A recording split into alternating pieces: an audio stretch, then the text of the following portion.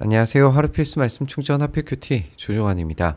오늘 함께 나눌 하나님 말씀은 역대하 33장 1절에서 25절까지 말씀입니다. 므낫세가 왕위에 오를 때에 나이가 12세라 예루살렘에서 55년 동안을 다스리며 여호와 보시기에 악을 행하여 여호와께서 이스라엘 자손 앞에서 쫓아내신 이방 사람들의 가증한 일을 본받아 그의 아버지 히스기야가 헐어버린 산당을 다시 세우며 바알들을 위하여 제단을 쌓으며 아세라 목상을 만들며 하늘의 모든 1월 성신을 경배하며 섬기며 우리가 이 두 절의 짧은 내용만 보더라도 므낫세가 얼마나 심각한 우상 숭배를 일으키고 있는지를 확인을 할 수가 있습니다. 므낫세는 사실상 북이스라엘의 아합과 비견되는 강력한 우상 숭배를 벌이는 왕으로 등장을 하게 되죠. 그래서 이 바알과 아세라뿐만 아니라 1월 성신을 경배하고 섬기게 되고, 그뿐만 아니라 이제 성전에 제단을 쌓고 또 두 마당에 1월 성신을 위하여서 제단을 쌓고 흰놈의 아들 골짜기에서 아들들을 불 가운데 지나게 하는 이런 끔찍한 우상 숭배자로 등장을 하게 됩니다. 여기에서 이제 성전을 소개하는 글을 짧게 이제 보여주고 있는데, 여호와께서 전에 이르시기를 내가 내 이름을 예루살렘에 영원히 두리라 하신 그 여호와 전에 제단을 쌓는 거예요. 그러니까 이 우상 숭배는 그냥 단순히 섬긴다 정도가 아니라 적극적인 하나님을 향한 배신이죠. 하나님을 향한 이 반역을 보여주고 있습니다.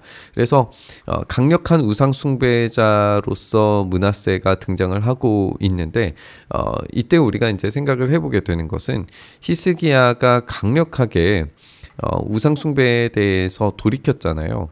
그것이 이 개혁의 작업이 한 세대가 지나지 않아서 완전히 뒤집히는 것을 우리가 보게 된단 말이죠. 그러니까 우리의 인간적인 오염성이 얼마나 우리가 연약한 존재인가를 생각해 보게 되는 것 같아요. 히스기야가 제 아무리 개혁을 통하여서 성공적인 승리를 얻어내고 또 하나님께서 주신 은혜로 말미암아서 다시 한번 이 국가가 일어설 수 있는 힘을 얻었는데, 이 므낫세의 통치로 말미암아 이 우상 숭배로 말미암아 이 모든 것들이 한순간에 물거품이 되는 것을 우리가 보게 되는 거죠. 또 점을 치며 사술과 요술을 행하며 신접한 자와 박수를 신임하여 여호와 보시기에 악을 많이 행하여 여호와를 진노하게 했다, 이렇게 되어져 있어요. 그래서 이 우상 숭배적인 행태뿐만 아니라 이 주술의 어떤 행위들을 통해서 하나님을 적극적으로 반역하는 이런 모습들을 굉장히 강조하면서 우리가 발견을 할 수 있습니다. 여기에서 이제 우리가 생각해야 되는 것은 이 성전에 대한 이 설명, 내가 내 이름을 예루살렘에 영원히 두리라 하신 이 성전에 대한 약속이 어떻게 이루어질 것인가 하는 거겠죠. 이렇게 끔찍한 우상숭배자, 하나님을 적극적으로 반역하는 자도 과연 하나님께서 용서하실 것인가, 성전에 약속하신 그 언약에 하나님이 신실하실 것인가에 대해서 우리가 오늘 발견을 해보게 될 겁니다. 또 자기가 만든 아로 새긴 목상을 하나님의 전에 세웠더라. 옛적에 하나님이 이 성전에 대하여 다윗과 그의 아들 솔로몬에게 이르시기를 내가 이스라엘 모든 지파 중에서 택한 이 성전과 예루살렘에 내 이름을 영원히 둘지라, 이제 다시 한번 강조되고 있죠. 이 목상들, 또 이 성전에다가 더러운 우상 숭배물들을 놓음으로써 성전을 오염시키는 행위를 하고 있는데, 이 오염에 대해서 하나님께서 이 오염을 그냥 내버려 두실 것인가, 또 이 오염에 대한 회개를 했을 때에 하나님께서 과연 용서하실 것인가, 이것에 대해서 이제 이 약속을 다시 기억하게 만드는 거죠. 만일 이스라엘 사람이 내게 명령한 일들 곧 모세를 통하여 전한 모든 율법과 율례와 규례를 지켜 행하면 내가 그들의 발로 다시는 그들의 조상에게 정하여 준 땅에서 옮기지 않게 하리라 하셨으나 유다와 예루살렘 주민이 므낫세의 꾀임을 받고 악을 행한 것이 여호와께서 이스라엘 자손 앞에서 멸하신 모든 나라보다 더 심하였더라. 그러면 이제 이 심각해진 우상 숭배는 왕뿐만 아니라 유다와 예루살렘 주민 모두에게 퍼졌기 때문에 이 우상 숭배에 대한 결과물로 이 땅에서 옮겨지게 되는 것, 결국에 포로가 된 것이 확정적으로 보여져요. 그러면 포로로 끌려가서도 하나님께 기도하면, 회개하면 하나님께서 그곳에서 들으시고 돌이켜 주시리라 라고 하는 약속을 우리가 역대하에서 이 솔로몬에게 응답하시는 하나님으로 말미암아 들었기 때문에, 그러면 하나님께서 이런 극악한 므낫세마저도 돌이키게 만드실 것인가, 돌아오게 만드실 것인가 라고 하는 것을 우리가 살펴봐야 하는 거죠. 여호와께서 므낫세와 그의 백성에게 이르셨으나 그들이 듣지 아니하므로, 그러니까 분명히 므낫세와 백성들에게 하나님께서는 무언가 메시지를 전하신 게 분명해 보여요. 그 메시지에 대해서 그들이 반응하지 않죠. 한마디로 말해서 회개하지 않는 겁니다. 여호와께서 아수르 왕의 군대 지휘관들이 와서 치게 하심에 그들이 므낫세를 사로잡고 쇠사슬로 결박하여 바벨론으로 끌려가게 됩니다. 이렇게 이 포로기에 생겼을 이야기가 미리 이제 보여지는 모습을 우리가 보게 돼요. 이때가 언제냐라고 하는 것은 이제 역사적으로 몇 가지의 이제 안들이 만들어지게 되는데, 일단은 우리가 이 회개의 장면을 어떻게 봐야 할 것인가를 좀 생각을 해봐야 될 것 같아요. 그가 환난을 당하여서 그의 하나님 여호와께 간구하고 그의 조상들의 하나님 앞에 크게 겸손하여서 기도하였으므로 하나님이 그의 기도를 받으시며 그의 간구를 들으시사 예루살렘에 다시 와서 다시 왕위에 앉게 하심에 므낫세가 그제서야 여호와 하나님께서 하나님이신 줄을 알았다, 이렇게 회개를 하고 있어요. 그 다음에 이제 회개한 후에 일어나는 정화 작업들을 우리가 이 뒷부분에서 확인을 하게 되는데, 이 정화의 시간이 과연 기냐 아니면 짧은 시간이냐 라고 하는 것에 따라서 이제 이 아수르 왕이 누군지, 그리고 이 사건이 어딘지를 결정하는데 이제 힌트가 될 수 있을 것 같아요. 물론 아수르 왕의 어떤 기록에서 므낫세가 등장을 하기는 하는데, 므낫세가 등장하는 건 언제 등장하냐면 이 아수르 왕이 이집트를 침공하는 과정에서 물자를 대는 그런 과정, 또 전쟁에 참여하도록 만드는 그런 과정에 등장을 하게 되는데, 므낫세가 이렇게 물자를 이동하는 할 수 있었던, 그렇게 하게끔 되었던 이유가 무엇이냐? 결국에는 어떤 므낫세가 물자를 차출하려고 하는 아수르 왕에 대하여 어떤 반역을 일으킨 게 아닐까라고 하는 추측이 가능해지죠. 만약에 그 반역을 한 이유 때문에 바벨론으로 끌려간 것이라면 이 므낫세가 하려고 했던 것은 아수르로부터 약간 좀 독립적인 존재가 되려고 시도했다는 것을 우리가 알 수 있게 되는 것 같아요. 물론 이제 바벨론으로 끌려갔다라고 하는 것과 아수르라고 하는 이 나라가 이제 따로 보여지기는 하지만 사실상 이제 아직까지는 바벨론이 독립된 존재라기보다는 아수르의 영향력 안에 있는 이 왕이었다라고 그렇게 볼 수도 있거든요. 그렇게 된다면 이제 이후에 이 회개 이후에 이 전쟁의 상황에서 회개한 것이라면 이 정화의 작업과 또 건물을 짓는 어떤 측면들이 조금 긴 시간을 확보할 수 있어요. 만약에 그렇지 않고 이 바벨론에서 이 바벨론의 왕이 아수르에게 직접적인 어떤 이 반역을 하게 되는 사건이 등장하게 되거든요. 만약에 그 시점으로 따져서 이 바벨론의 이 므낫세가 합류를 하려고 했던 거라면, 그래서 어떤 책임을 물으려고 아수르 왕이 지금 바벨론으로 므낫세를 끌고 가는 것이라면 시점은 조금 많이 뒤쪽으로 이어지게 됩니다.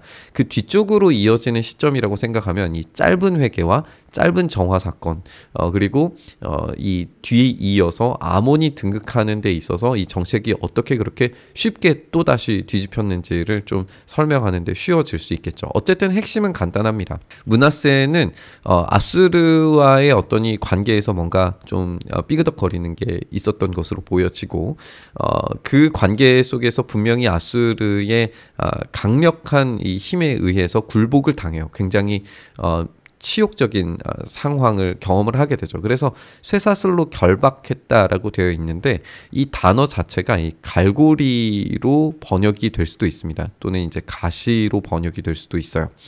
그러면 이제 갈고리나 가시 쇠사슬이라고 하는 것은 아수르의 이제 고대의 이 기록에 따르면 이 턱이나 볼에 이 갈고리를 꿰어서 함부로 얼굴을 돌리지 못하게 하는 상태로 앞만 보고 이 인도자에 따라서 이 포로를 끌고 가는 사람에 따라서 이제 끌려가게 되는 어떤 그런 모습을 표현하는 그런 단어로 사용이 되는데 이 갈고리에 꿰어서 지금 이제 끌려가고 있는 것으로 우리가 생각을 해볼 수 있단 말이죠. 그만큼 비참한 신세가 되는 므낫세를 우리가 발견하게 되는데 이 므낫세가 하나님께 크게 겸손했을 때 그가 예루살렘에 돌아왔다. 이게 이제 핵심인 거예요. 아합처럼 악한 왕일지라도 하나님께서 약속하신 그 성전을 향하여 돌이켜서 회개했을 때 하나님께서 돌아오게 만드신다는 거예요. 그래서 그 왕위에 앉게 만드신다는 거죠. 이게 이제 핵심인 겁니다.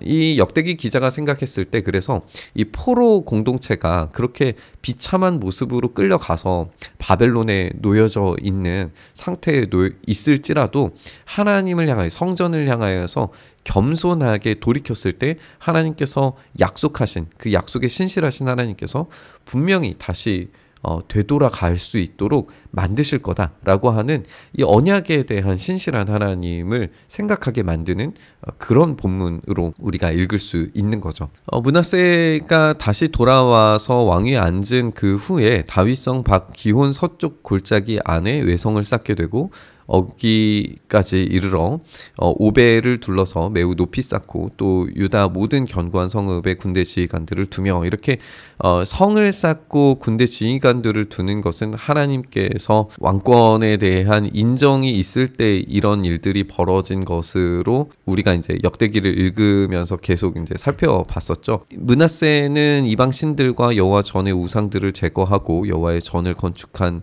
산에와 예루살렘에 쌓은 모든 제단들을 다 성 밖에 던지게 되고 여호와의 제단을 보수하고 화목제와 감사제를 그 제단 위에 드리고 유다를 명령하여서 이스라엘 하나님 여호와를 섬기라고 이렇게 이야기합니다. 그러자 백성이 그 하나님 여호와께만 제사를 드려요. 그러나 아직도 산당에서 제사를 드리는 걸 멈추지 못하게 됩니다. 이렇게 하나님께 온전히 회개할 때 하나님께서는 그 정당성, 이 다윗의 왕권을 계속해서 지속할 수 있도록 허락하시는 것을 보게 돼요. 그래서 하나님께 회개하고 돌이키는 것, 겸손하게 자기를 낮추는 것이 얼마나 중요한가를 계속 강조하면서 보여주고 있습니다. 므낫세의 남은 사적과 그가 하나님께 한 기도와 선견자가 이스라엘 하나님 여호와의 이름으로 권한 말씀은 모두 이스라엘 왕들의 행장에 기록되어 있다. 이렇게 되어 있어요. 우리가 사실 열왕기를 읽어보면 회개의 장면이 등장하지 않죠. 그리고 이 선지자가 므낫세를 향하여서 강력하게 경고하는 내용들이 등장을 하게 됩니다. 그래서 이 회개가 과연 긴 시간으로 회개하고 돌이켜서 성벽을 쌓을 수 있었을까에 대해서 의문이 남게 돼요. 그래서 짧은 이 기간 동안에 회개의 어떤 사건들, 그런 예배에 대한 회복들이 일어났으리라고 생각하는 게 논리적으로는 유효해 보입니다. 어쨌든 므낫세가 짧은 회개든지 긴 회개든지 돌이켰을 때 하나님께서 회복하신다는 사실은 분명히 우리가 확인을 할 수 있기 때문에 거기에 우리가 강조점을 두는 게 좋을 것 같습니다. 그의 기도와 그의 기도를 들으신 것과 그의 모든 죄와 허물과 겸손하기 전에 산당을 세운 것과 아세라 목상과 우상들을 세운 곳들이 다 호세의 사기에 기록됐다라고 되어져 있어요. 므낫세가 그의 열조와 함께 누움에 그의 궁에 장사되고 그의 아들 아몬이 대신하여서 왕이 되게 됩니다. 그렇다면 이제 우리가 므낫세가 회개를 통하여서 돌이켰다, 돌아오게 되는 것을 경험했다라고 하는 것을 보게 돼요. 아무리 악한 왕이라도 하나님께서 겸손하게 기도하는 자의 기도를 응답하셨다면 그러면 이제 그 뒤에 이어지는 왕들도 마찬가지입니다. 하나님께서 결정하셨더라도 그 결정에 대해서 운명론적으로 그렇게 하나님이 결정하셨으면 그렇게 될 거야 이렇게 하는 게 아니라 그 약속에 신실하신 하나님께 끊임없이 회개하고 돌이켜서 겸손하게 행할 때 결과가 달라질 수 있다는 것을 우리가 배워야 되는 거야. 하나님과의 인격적인 관계 속에서 이런 변화가 분명히 일어난다라고 하는 것을 확신 있게 우리가 붙들어야 한다는 겁니다. 아몬이 왕위에 오를 때의 나이가 22세였어요. 이제 우리가 살펴본 것처럼 므낫세가 지금 어떤 정치적인 영향력에서 아수르에 대한 이 굴복을 경험한 거잖아요. 아수르에 대한 굴복이 이 젊은 왕인 아몬에게는 어떻게 보였을까를 생각을 해보게 돼요. 만약에 아버지의 이 모습이 굉장히 부끄럽고 또 그것에 대해서 복수를 하겠다는 어떤 그런 마음을 가졌다면 정책적으로 아수르에 대해서 반항하는 그런 정책을 펼칠 수가 있었겠죠. 그러면 신하들은 어떤 반응을 보였을까? 정치적으로 따지면 아수르에 대항하려고 하는 것이 아버지에게 얼마나 큰 영향 그리고 피해를 이 유다에 끼쳤는지를 생각하면은 굉장히 미련한 반응이라고 판단을 했을 것 같아요. 만약에 그렇다면 이 아몬의 이런 잘못된 선택에 대해서 그리고 하나님께 의지하는 것만이 참된 회복과 이스라엘의 유다의 유일한 힘이라고 하는 사실을 알아야 한다면 아몬은 절대 하나님을 배신해서는 안 됩니다. 여러 가지 이제 이 정치적인 측면과 신앙적인 이 측면에서 아몬은 완전히 잘못된 선택만 지금 하고 있는 걸 우리가 보게 돼요. 겨우 2년 동안 다스리게 되는데 아버지의 이 므낫세의 행함같이 여호와 보시기에 악을 행합니다. 아몬이 그의 아버지 므낫세가 만든 아로색인 모든 우상에게 제사하며 섬겼으며 지금 므낫세가 어떻게 회복했는지에 대해서 전혀 배우지 못한 거죠. 그냥 단지 이 정치적인 상황만을 고려한 것으로 보여져요. 아몬이 그의 아버지 므낫세가 스스로 겸손함 같이 여호와 앞에서 스스로 겸손하지 아니하고 더욱 범죄하였더니 중요한 핵심은 뭐냐면 듣는 거예요. 근데 듣는 것을 하지 않는 것, 듣지 않을 때에 하나님의 음성도 듣지 않고 그리고 선지자들의 말들도 듣지 않고 신하들의 말들도 듣지 않을 때 국가 자체가 굉장한 위기 가운데 빠져들 수 있다는 것을 지금 이 장면에서 짧지만 다 설명되지는 않지만 분명하게 느낄 수 있습니다. 지금 선지자들은 계속해서 경고음을 울리고 있어요. 이스라엘이 이대로 가서는 하나님의 심판을 절대 피할 수 없다라고 하는 경고 사인들이 계속 울리고 있단 말이죠. 그러면 하나님께서 포로로 끌려가도록 만드실 거다라고 하는 이런 경고가 선지자들을 통하여서 계속 울리고 있을 때 겸손하지 않은 왕의 최후 그래서 하나님을 섬기지 않고 반역하는 왕에 대한 결과가 어떻게 될 것인가가 이제 보여지는 거죠. 그의 신하가 반역하여 왕을 궁중에서 죽임에 하나님을 반역하는 왕에게 신하들이 반역하는 모습을 우리가 보게 됩니다. 백성들이 아몬 왕을 반역한 사람들을 다 죽이고 이 반역은 또 다른 반역을 낳게 돼요. 그래서 이 반역하는 민족의 어떤 이 반역의 역사를 여기에서 이제 확인을 할 수가 있습니다. 그의 아들 요시야를 대신하여 왕으로 삼았다 이렇게 되어져 있어요. 우리가 오늘 긴 본문 확인하면서 결국에 하나님만을 의지하는 것이 하나님께 되돌아가는 것만이 참된 이 왕위를 지키는 유일한 방법이었다라고 하는 것을 우리가 볼 수 있었습니다. 우리의 인생의 주인을 우리라고 생각을 한다면 우리가 스스로 우리의 왕권을 차지하기 위해서 수만 가지의 방법을 다 동원해서 수많은 것들을 섬긴다고 하더라도 우리의 인생의 문제가 해결될 수가 없다는 것을 기억해야 됩니다. 우리의 인생의 주인은 오직 우리 주님 한 분뿐이신 줄 믿습니다. 그래야 우리가 아무리 죄악 가운데 빠져 있더라도 우리가 돌이켜서 주님을 바라보면 주님께서 우리를 회복시켜 주시고 우리가 포로로 끌려갈지라도 우리가 비참한 지경에 빠질지라도 주님께서 돌이켜 주신다는 사실을 우리가 깨달을 수 있습니다. 오늘 우리가 이 말씀 묵상하면서 주님께 온전히 돌아가는 인생 살아가기를 간절히 바라고 소망하며 우리 묵상의 자리로 나아가시죠. 주님, 그렇게 우리가 주님만을 의지하기를 다시 한번 결단합니다. 주님, 우리가 주님 안에서 참된 능력을 얻게 될 줄 믿습니다. 오직 주님만 선택하고 주님만 의지하기를 결정하는 우리와 함께 하시기를 간절히 바라고 소망하며 우리 주님 예수님 이름으로 기도드리옵나이다. 아멘. 안녕하세요. 하루 필수 말씀 충전 하필 큐티 조정환입니다. 오늘 함께 나눌 하나님 말씀은 역대하 32장 24절에서 33절까지 말씀입니다. 그때 히스기야가 병들어서 죽게 되었으므로 여호와께 기도하매 여호와께서 그에게 대답하시고 또 이적을 보이셨으나 히스기야가 마음이 교만하여서 그 받은 은혜를 보답하지 아니하므로 진노가 그와 유다와 예루살렘에게 내리게 되었더니 히스기야가 마음의 교만함을 뉘우치고 예루살렘 주민들도 그와 같이 하였으므로 여호와의 진노가 히스기야의 생전에는 그들에게 내리지 아니하였다. 이렇게 되어져 있어요. 이야기는 우리가 열왕기에서 살펴볼 수 있는 두 가지의 내용이 결합되어져 있는 것으로 보여지죠. 하나는 히스기야가 병들어서 죽게 되었을 때 기도를 통하여 치유되는 사건이고, 또 하나는 바벨론 특사가 이 치유의 기적을 확인하러 왔다가 히스기야가 성전에 있는 것들과 그 궁 안에 있는 것들을 이제 보게 되는 것을 이제 결합한 이야기로 보여져요. 이 사건을 우리가 그때에라고 하는 이 단어로 인해서 앞서 살펴봤었던 아수르 침공 이후에 벌어진 일로 보여지기 쉬운데, 장면은 이 세 가지가 마치 하나로 이제 결합되어져 있는 걸로 보여지고 시점 자체는 이게 먼저 이루어진 거라고 볼 수 있을 것 같아요. 기도를 통해서 치유함을 받은 히스기야는 14년 내에 이 질병을 얻었다가 치유를 받고 15년을 더 통치할 것을 하나님께로 허락받은 후에, 그래서 29년을 다스리고 죽게 되죠.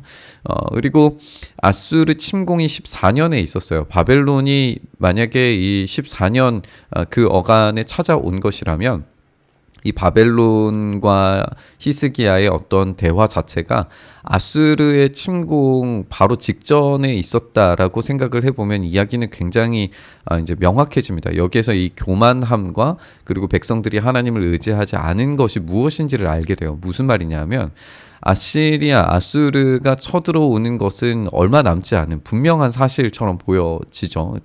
이제 북이스라엘이 멸망했고 곧 이제 침공해 오게 될 텐데, 히스기야가 기도를 통하여서 다시 살게 됨으로 인하여서 아수르의 침공을 막을 수 있는 어떤 이 상태에서 굉장히 좀 이 몸이 좋지 않은 상태이기 때문에 왕이 연약해질 때 침공하기가 쉽잖아요. 그러니까 아수르가 침공하기 아주 좋은 어떤 건수를 만들어 주는 것이 될 수도 있죠. 그때의 바벨론이 찾아왔다면 이제 유다와 바벨론의 연합군을 통해서 아수르를 막을 수 있는 어떤 이 동맹 관계가 체결이 될 수 있단 말이에요. 이때에 이 히스기야가 어떠한 선택을 하느냐에 따라서 이 아수르와의 전쟁 그리고 이 바벨론과의 어떤 관계성들이 새롭게 재정립되는 그런 정치적인 배경들이 있었을 거예요. 그러니까 여기에서는 단지 병들어 죽게 되고 치유됐다 이 정도의 문제가 아니라 결국에는 누구를 가장 많이 의지하는가에 대한 질문을 계속해서 던지게 되는 거죠. 우리가 앞서서 이제 아수르와의 전쟁에서도 누구를 의지할 것인가, 우리가 세계관 전쟁이라고 이야기하면서 아수르가 그 수많은 신들을 이기고 또 수많은 신들을 섬겼음에도 불구하고 실패했는데 유다는 하나님만을 의지함으로 말미암아 승리를 했다는 거죠. 그러면 히스기야는 이 질병에 있어서도 또한 어떤 이 정치에 있어서도 하나님만을 의지하는 것이 중요했어요. 그런데 이 하나님을 의지하는 것에서 온전하지 못했을 때 그 최종적 결과물이 어떠한가를 살펴보면 결국에는 이제 바벨론의 포로가 되는 것을 통해서 심판이 이루어지게 되죠. 그러니까 하나님만을 의지하는 것이 얼마나 중요한가. 지금 히스기야는 여기에 이 교만이라고 하는 틈이 생기게 된 겁니다. 이 틈을 통하여서 최종적인 이 유다의 결과가 바벨론에 의해 포로로 끌려가게 되는 것으로 결론 내어지게 될 거라는 거죠. 그 이야기가 여기에서 이제 기록되고 있습니다. 그럼에도 불구하고 히스기야는 하나님만을 온전히 의지한 왕이었기 때문에 하나님께서 굉장히 큰 은혜를 베풀어 주셨다는 것 또한 역대기 기자는 놓치지 않고 있습니다. 히스기야가 부와 영광이 지극한지라 이에 은금과 보석과 향품과 방패와 온갖 보배로운 그릇들을 위하여 창고를 세우며 곡식과 새 포도주와 기름의 산물을 위하여 창고를 세우며 온갖 짐승의 외양간을 세우며 양떼의 우리를 갖추며 양떼와 많은 솥대를 위하여 성읍들을 세웠으니 이는 하나님께서 그에게 재산을 심히 많이 주셨기 때문이다. 이렇게 되어져 있어요. 이렇게 히스기야는 하나님께 온전한 의지, 정말 하나님만을 신실하게 예배하려고 노력하는 그런 왕이었다는 것은 분명합니다. 그리고 실수했지만 어쨌든 하나님께 회개하고 뉘우쳤기 때문에 도움을 얻을 수 있었어요. 그래서 이 부와 영광이 하나님으로부터 오게 되는 것을 보게 됩니다. 우리가 참된 예배를 통하여 큰 기쁨, 하나님의 돌아오심을 경험하게 된다라고 이 논리들을, 이 원리들을 우리가 예배를 통하여서 함께 살펴봤었는데, 그래서 실제적인 이런 복들을 누리게 되는 것을 히스기야가 보여주게 됩니다. 히스기야가 기혼의 윗샘을 막아서 그 아래로부터 다윗 성 서쪽으로 곧게 끌어들였으니 히스기야가 그의 모든 일에 형통했다. 이렇게 되어져 있어요. 이건 굉장히 전설적인 이야기를 담고 있죠. 우리가 어제 본문에서 아수르가 쳐들어왔을 때에 이 샘들을 막은 일들이 있었죠. 샘을 막음으로 인해서 이제 수원지를 보호할 명분, 또 이제 이 오랫동안 아수르가 주둔하지 못하도록 만드는 전략적 접근을 취했는데, 그러면 이제 성 내부에 있는 물들이 필요해지게 되잖아요. 이때 이제 기온의 윗샘물을 막아서 이제 그 굴을 파게 돼요. 그 지하에다가 굴을 파게 되는데, 이 굴의 양쪽에서부터 이렇게 파내려 오게 됩니다. 당시에는 이제 GPS가 없기 때문에 지하에서 파내려가는 게 어디까지 어떤 방식으로 이제 이 파고 내려오는지 전혀 알지 못했을 텐데, 그게 기적적으로 딱 맞아 떨어지게 돼요. 그래서 이 샘물이 이어지게 됩니다. 이렇게 할 수밖에 없었던 건 이제 아수르가 침공해 왔기 때문에 시간이 얼마 남지 않은 상태에서 이런 공사가 진행되기 때문에 정말 하나님의 도우심을 구할 수밖에 없는 그런 공사였을 거예요. 근데 그게 기적적으로 맞아 떨어지게 되고, 지금도 이제 굉장히 신기하다고 하죠. 그 양쪽에서 파내려온 그 히스기야 터널을 이제 탐사를 할 수 있는데, 그 탐사를 해보면은 지금도 이제 물이 흘러가는 것을 보게 돼요. 그게 이제 그 높낮이도 굉장히 중요하죠. 이 샘물 수원지로부터 이제 그것을 받아 놓는 곳까지의 이 차이가 있어야 이제 위에서 아래로 물이 흐르기 때문에 그런 것도 굉장히 중요한데, 공사가 아주 성공적으로 이루어져서 그때의 유다가, 예루살렘이 잘 버틸 수 있었다라고 하는 그런 이야기입니다. 어쨌든 이런 것들이 다 하나님께서 형통하게 하심으로 말미암아 이루어졌다라고 하는 것을 역대기는 분명히 기록을 하고 있어요. 그리고 이런 기록들이 보여주는 어떤 의도를 우리가 생각을 해보면, 결국에 포로기에 있는 사람들이 사실 이제 멀지 않은 조상들인 거죠. 뭐 멀다고 하면은 멀겠지만 이제 많이 멀지 않은 히스기야의 이야기를 들으면서 이 포로 공동체가 느끼게 되는 어떤 감정들이라고 하는 것이, 하나님께 의지하면, 하나님께 온전한 예배를 드리면 그러면 하나님께서 이런 기적적인 일들도 보여주시기 때문에 하나님을 의지하는 것만이 우리가 돌아갈 수 있는, 그리고 하나님께서 회복시켜 줄 수 있는 유일한 방법이다라고 하는 것을 계속해서 하게 됐을 겁니다. 그러나 바벨론 방백들이 히스기야에게 사신을 보내어서 그 땅에서 나타난 이적들을 물을 때에 이건 이제 히스기야의 치유에 관련한 이야기이죠. 하나님이 히스기야를 떠나시고 그의 심중에 있는 것을 다 알고자 하사 시험하셨더라라고 이렇게 되어져 있어요. 여기서 히스기야를 떠나서 이제 시험하셨다라고 하는 측면에서 이거는 하나님이 진짜 히스기야를 완전히 이제 떠나버리셔서 이 시험을 통하여서 네가 죄에 빠지나 안 빠지나 보자 뭐 이렇다기보다는 하나님께서 히스기야의 선택에 대해 허용하셨다라고 그렇게 보는 것이 좋을 겁니다.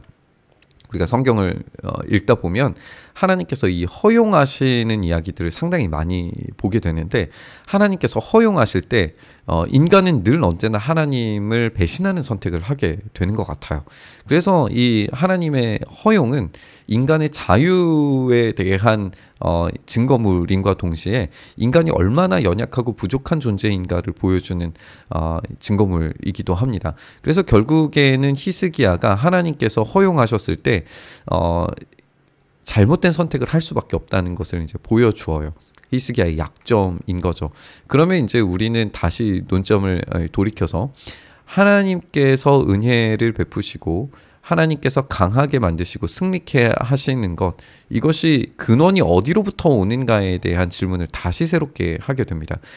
히스기야는 약점이 분명한 사람이었고 또 정치적으로 이런 기회가 있을 때 그것을 선뜻 이제 잡으려고 하는 그런 모습을 보여주기도 해요. 그러니까 히스기야가 강력하게 믿음으로 승리하는 것 또한 히스기야 자체가 가지고 있는 어떤 믿음의 위대성보다는 결국에는 하나님께서 주시는 이 은혜에 더 가깝다라고 하는 것을 보게 됩니다. 그래서 이 양쪽을 다 볼 수 있게 되죠. 하나님께서 은혜를 베풀어 주셨을 때 히스기야가 온전히 반응함으로 하나님의 은혜에 반응했을 때 우리가 이전에 본문에서도 살펴봤던 것처럼 은혜에 감사하고 기뻐하고 또 11조를 통해서 은혜에 반응하기 시작할 때에 하나님께서 주시는 이 은혜는 더욱더 증폭되어서 다가오게 될 거예요. 그것을 통하여서 승리까지 얻게 되죠. 하지만 이 은혜의 반응에 온전히 반응하지 못하고 이런 약점을 보여주었을 때 이 선택적인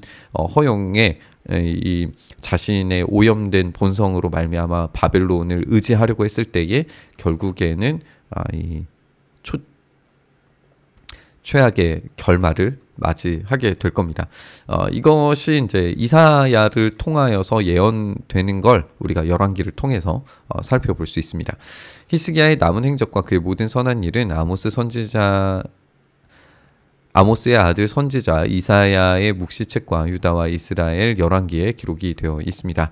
히스기야 그의 조상들과 함께 누움에 온 유다와 예루살렘 주민이 그를 다윗 자손의 묘실 중 높은 곳에 장사하여, 그래서 히스기야의 이 죽음이 영광스럽게 마무리되는 것을 우리가 볼 수 있어요.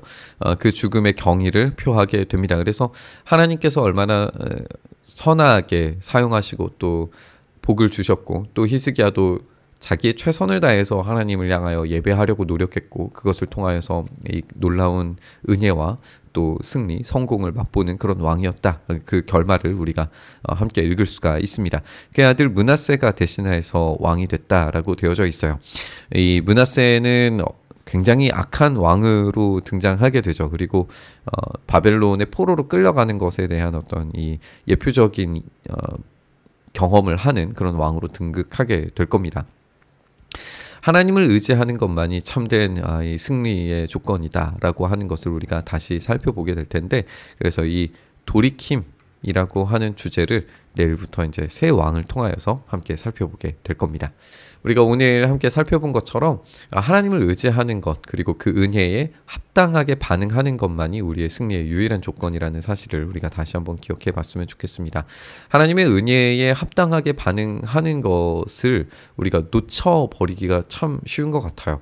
우리는 우리의 자율성, 우리의 어떤 이 허용된 하나님께서 허용하신 그 자유를 우리의 선택으로 말미암아 활용하려고 할 때에 늘 언제나 하나님이 원하시는 방식이 아니라 하나님이 원하시지 않는 방식으로 선택할 때가 훨씬 더 많다는 사실을 우리가 생각을 해보게 됩니다. 그러면 우리가 선택할 때마다 구해야 되는 것이 결국에는 하나님의 은혜입니다.